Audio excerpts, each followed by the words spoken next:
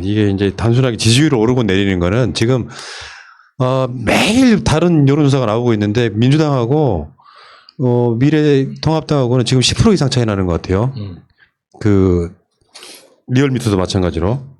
근데 저번에 엠브레인 퍼블릭, K스탯 리서치, 코리아 리서치, 한국 리서치 이렇게 여론조사 전문업체 4개가 공동으로 하는 여론조사에 보니까 실제로 유권자 30%가 민주당의 핵심 지지층이라고 그러고요. 미래통합당은 핵심 지지층이 14%랍니다. 이것도 굉장히 놀라운 일이네요. 왜냐면은 우리는 과학 30% 이야기하면서 저쪽은 나라를 팔아먹어도 지지하는 30%가 있다 이야기하는데 실제 이 여론조사에서는 미래통합당의 핵심 지지층은 14%, 민주당의 핵심 지지층은 30%라고 하면 이게 사실이라고 하면 여론 지형이 몇 년 만에 어마어마하게 바뀐 거죠. 그러니까 박근혜를 어떤 상황에 지지했던 사람들이 그 숫자가 지금 민주당 지지층으로 남아있다. 예. 이 똑같은 회사가 똑같은 방식으로 조사를 했던 지난번 조사에서 맞아요. 그러니까 이재명 지사를 지지하는 미래통합당 지지자들이 13% 정도 있다고 이렇게 나왔었잖아요. 그러면 그 13%하고 이번에 이야기하는 14%하고 합치면은 대략 30% 정도 이제 왔다 갔다 하는데 그 30%라고 이야기했던 그 과학적 숫자 안에 절반 정도는 이제 움직일 준비가 되어 있는 사람들이라고 보면 되겠네요. 그러니까 이렇게 되면요. 어떤 선거도 못 이기죠. 왜냐하면요. 선거라는 게 잘 생각해 보면은 핵심 지지층을 기본으로 해서 종잣돈으로 해가지고 거기에 다른 살을 붙이는 과정이거든요. 30% 시작하는 사람들은 기본적으로 시작 자체가 다르잖아요. 그러니까 웬만큼 반국민적이지 않으면 모든 선거에 아젠다가 안 먹히는 거예요. 우리가 정치 1번가 앞에 리드멘트가 그거죠. 2020년, 2030년, 2040년, 2050년에도 기호 1번을 계속 할 거다라고 하는 여기에 굉장히 중요하게 맞아떨어지는 얼만큼 이 사람들이 기존에 박근혜 때까지 콘크리트 지지율 30% 종잣돈을 다 까먹었는지가 바로 드러나는 과정이라고 생각을 합니다. 그러니까 14%에서 시작해야 되는 미래통합당 입장에서는 투표로만 보면요. 1대1이었을 때 51%면 모든 걸 다 이기는 선거거든요. 근데 이 사람들은 지금 14% 정도라고 하면 투표율 가정했을 때 대략 이게 30%예요. 그러니까 이게 시간이 흐르면 흐를수록 14%에서 확장될 가능성이 없는 게 자연 감소분이라는 게 있잖아요. 그러니까 민주당 지지층에서는 나이가 밀어내는 거 있죠. 예, 민주당 지지층에서는 연령대가 자연 감소할 수 있는 가능성이 별로 없어요.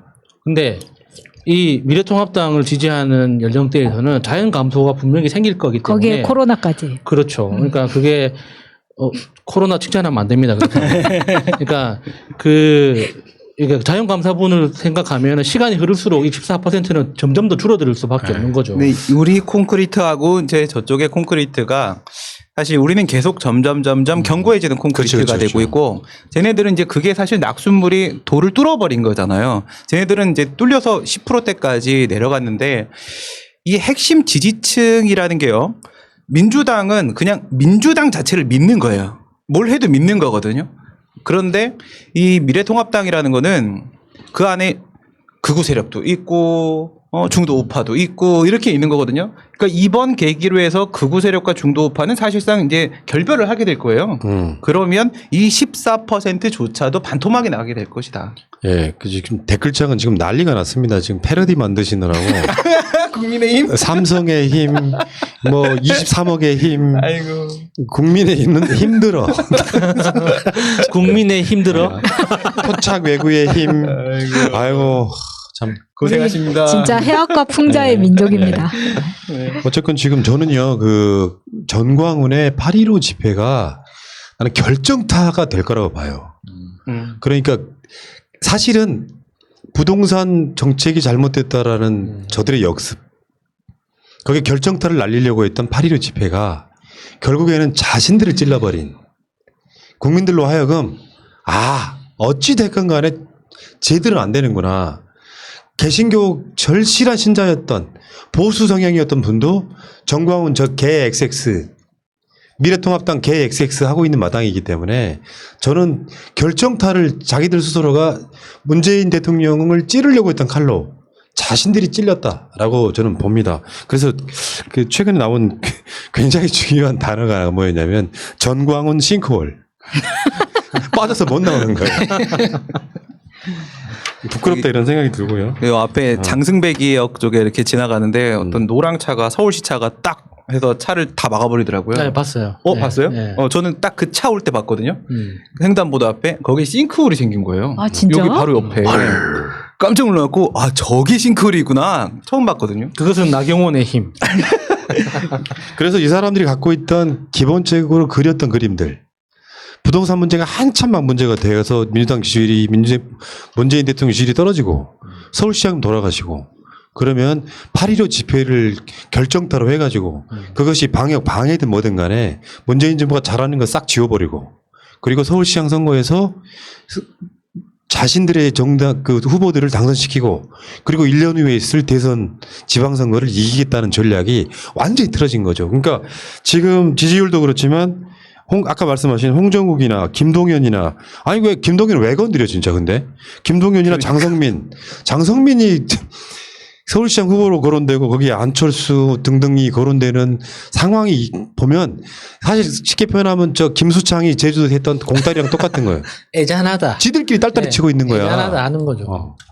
특히나 이 홍정욱 씨 같은 경우는 정말 이렇게 기대도 되더라고요. 정말 한번 나와줬으면 좋겠다.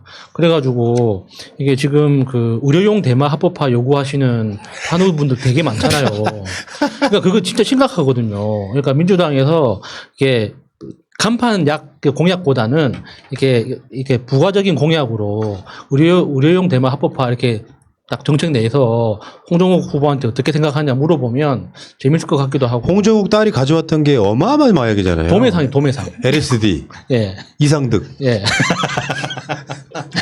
아니 그리고 홍정욱은 지금 사실 뭐 이마트 계열에 다 들어가고 있고 그 스타벅스 코리아가 지금 사실 신세계 거잖아요. 네, 신세계는 이마트를 가지고 있고 뭐 이런 식으로 되어 있는데 지금 스타벅스 코리아에서 팔고 있는 커피 외에 그 병주스로 팔고 있는 그게 지금 올가니카 회사에서 나오는 거거든요. 근데 이게 신세계 백화점 식품 코너에 가면은 그 오가닉 주스라고 해가지고 병에 담아서 파는 게 있어요. 근데 그 코너가 굉장히 작거든요. 근데 사실 사람들이 사는 걸 못 봤어요. 근데 어느 정도 그 식품 코너에 들어가는 것도 특혜나 뭔가 있어야지 들어갈 수 있는 거거든요. 근데 그 이 회사가 스타벅스 코리아에 집어넣게 되면서 좀 이목을 끌었었는데 이후에 홍정욱 이 사건이 터진 다음에 사람들이 이걸 되게 싫어하게 된 거예요. 그러니까 스타벅스 들어가는 것 자체를 알게 이게 좀 소문이 나면서 스타벅스 가서 좀 주스 안 마실래. 약간 좀 이렇게 되는. 그러니까 국민이나 서울 시민이 바보라고 생각하지 말라고요. 이게 지금 홍정욱은 딸에 대해서도 나오는 기사가 뭐냐면 자기는 몰랐다 계속해서 발뺌하는 식이거든요. 예. 그렇게 된다면 이 사람들은 조국 장관에 대해서는 티끌만한 것 가지고도 엄청 두드러 패지만 자기들 안에서는 마약을 먹든 뭘 하든 상관없다 이거예요. 그렇죠. 특권층이 어떻게 사는가를 민낯을 보여주는 네, 거예요. 그러면 국민이 지금까지는 잘 몰랐으니까 대충 거짓말하고 둘러대면 찍어줬을지 모르겠는데 지금부터는 아니라고요. 근데 이게 지금 뭐 홍정욱, 김동연, 뭐 장성민, 뭐 안철수 이렇게 김종인 발로 나오는 얘기들은요. 지금 결국은 김종인의 발목을 잡을 거예요. 김종인이 미래통합당에 왜 비대위원장으로 왜 들어왔을까? 이거 누구나 알고 있는 거잖아요. 대선 주자가 되고 싶은 거거든요. 대권 욕심이 있기 때문에. 김종인 자신이. 그렇죠. 오, 100살까지 살 거니까. 건강하길 네, 바랍니다. 지난번에 전화가 왔는데 그렇게 얘기를 해서 네. 예, 그러면 이제 이 미래통합당이라는 것을 발판으로 해서 자기가 이제 대권에 나가려고 하는 거죠.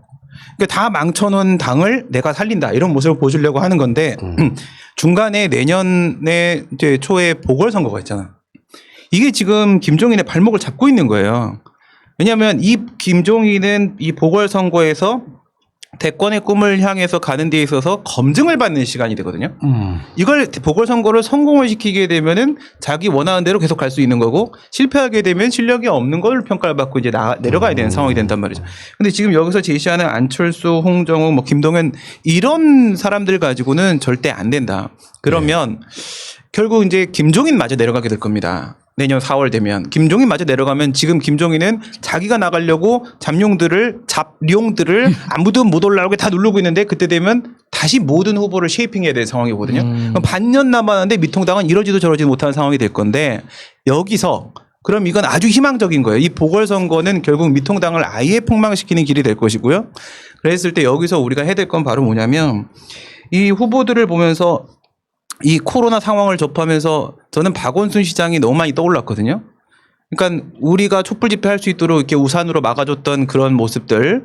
예. 근데 이번 코로나 집회도 마찬가지인데 박형순이라는 판사가 만약에 이런 식으로 집행정지 결정을 내려서 풀어줬다라고 하게 되면 박 시장님이었으면요. 바로 직시항고 제기합니다. 이거 다시 깰 수 있어요. 깨는 방법이 있거든요. 행정소법 깨는 방법이 있는데 바로 직시항고를 갔을 것이고 서울시에서 내린 감염병 예방법상의 이 금지 명령이 집행정지로 막히게 되면요. 집시법상 금지나 제한 통고로 또 들어갈 수가 있어요. 그러면 서울경찰청하고 예. 함께 막을 수 있었다. 그래서 이 선거에 대한 전략을 저는 박 시장님을 중심으로 가면 미래통합당의 대선까지도 우리는 뭐 바라볼 수 있지 않겠느냐. 아니, 내가 봤을 때 국민의힘 당면 결정하는 거 보니까 김종인 서울시장 나가시고요.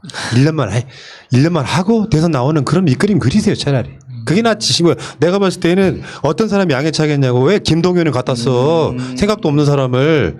문재인 대통령이 임명했던 경제부총리가 왜 저쪽에 그 후보로 거론되는 것 자체가 기분이 나쁘더라고. 네. 김동연은 할 생각 없다니까요. 그래 관심 없죠. 근데 뭐 김종인의 이력을 생각해 보면 뭐 김종인은 뭐 저 외계인의 정부에서도 할 수 있는 사람 아닙니까? 네. 알겠습니다. 자, 어쨌건 국민의 짐